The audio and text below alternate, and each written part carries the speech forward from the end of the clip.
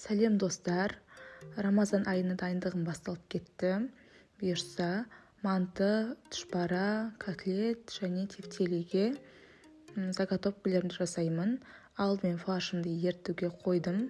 Одан кейін иіні қанып тұра берсін деп алдын ала қамырымды илеп қоямын. Яғни жұмыртқа, тұз қосып, жақсылап илеп алдым.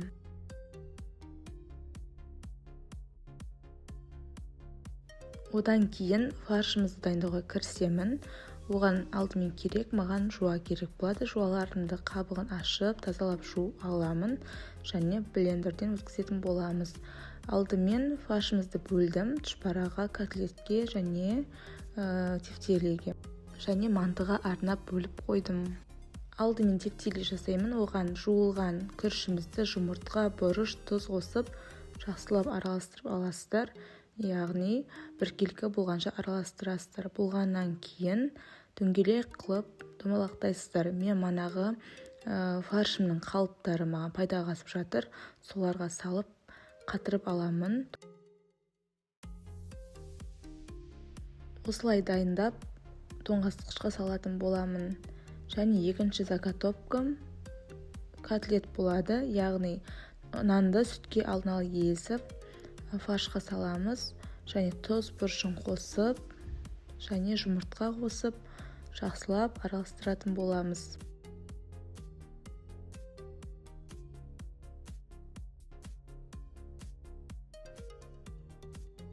Әбден араластырып болғаннан соң сұлу котлеттерімізді дайындаймыз. Яғни осылай котлеттің формасын келтіре отырып дайындайтын боламыз.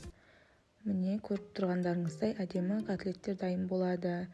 Ертең мысалы оразан кезінде әдемілеп қуырып ұсынсаңыздар болады. Келесі заготовкам тұшпара болып саналады. Оған тұз, бұрыш, жуан қосамыз және жақсылап тұрып араластырамыз. Қамырымызды иінін қандыру үшін тағы да бір-екі рет қайтарып басып аламыз және екіге бөліп қамырымызды жаямыз.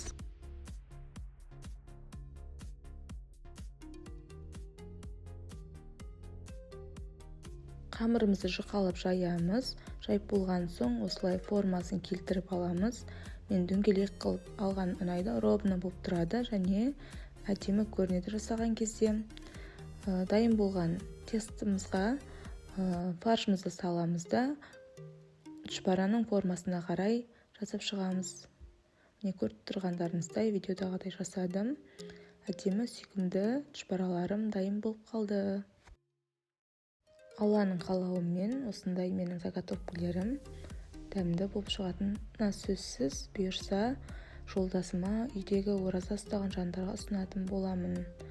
Келесі манты дайындаймыз. Фаршымызға жуа саламыз, тұз, бұрышын саламыз, жақсылап тұрып араластырамыз.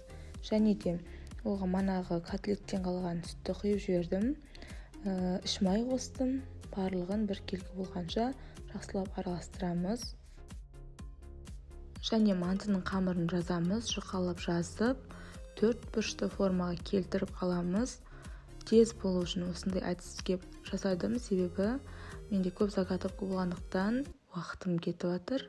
Сондықтан осындай тез жасалу үшін орап бірде қылып кесіп алдым және бәрін жайып фарштарымды орналастырдым.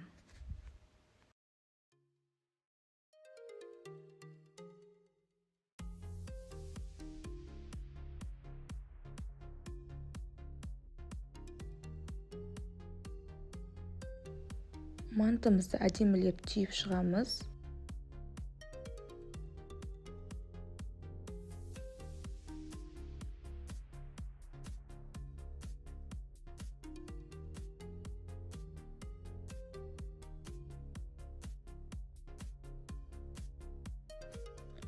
Ыдысымызға салып, тоңазытқышқа жіберетін боламыз.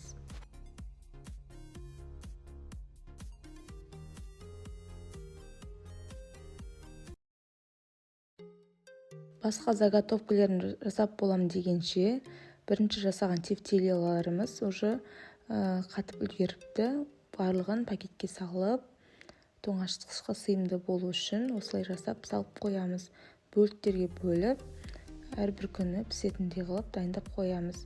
Және котлеттерін де дәл солай пакеттерге бөліп салып қоямыз.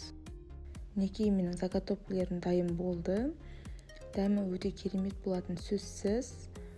Уақыт үнемдейтін осындай керемет заготовкаларды сіздер жасап көріңіздер. Рамазан айында аман-есен өтуіңізді тілеймін.